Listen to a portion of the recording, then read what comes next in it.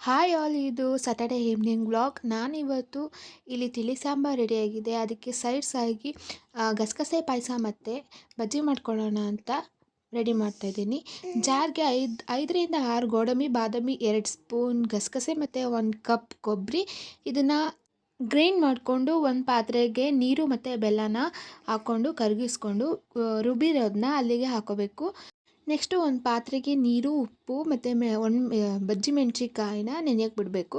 Next ಅದಾದಮೇಲೆ ಒಂದು ಪಾತ್ರೆಗೆ ಕಡಲೆ ಹಸಿಟ್ಟು, ಉಪ್ಪು, ಸೋಡಾ, ಅಚ್ಕಾರದ ಪುಡಿ ಇದಿಷ್ಟನ್ನು ಹಾಕ್ಕೊಂಡು ನೀರು ಹಾಕ್ಕೊಂಡು ಅದನ್ನು ಮಿಕ್ಸ್ ಮಾಡ್ಕೋಬೇಕು. ನೆಕ್ಸ್ಟು ಒಂದು ಕಡಾಯಿಗೆ ಎಣ್ಣೆ ಹಾಕ್ಕೊಂಡು ಎಣ್ಣೆ ಕಾದಾದಮೇಲೆ ಬಜ್ಜಿನ ಹಾಕ್ಕೋಬೇಕು. ಅದಾದಮೇಲೆ ಬಜ್ಜಿ ರೆಡಿ ಆದಮೇಲೆ ಒಂದು ಪ್ಲೇಟ್ಗೆ ರೈಸು, ತಿಳಿ ಸಾಂಬಾರು ಮತ್ತು ಬಜ್ಜಿ, ಗಸಗಸೆ ಪಾಯಸ ರೆಡಿಯಾಗಿದೆ. ಇಲ್ಲಿಗೆ ಸ್ಯಾಟರ್ಡೆ ಈವ್ನಿಂಗ್ ವ್ಲಾಗ್ ಮುಗೀತು. ನೆಕ್ಸ್ಟ್ ವ್ಲಾಗಲ್ಲಿ ಸಿಗೋಣ. ಯಾರೆಲ್ಲ ನನ್ನ ಚಾನಲನ್ನು ಸಬ್ಸ್ಕ್ರೈಬ್ ಆಗಿಲ್ಲ, ಲೈಕ್ ಮಾಡಿ, ಶೇರ್ ಮಾಡಿ ಮತ್ತು ಕಮೆಂಟ್ ಮಾಡಿ.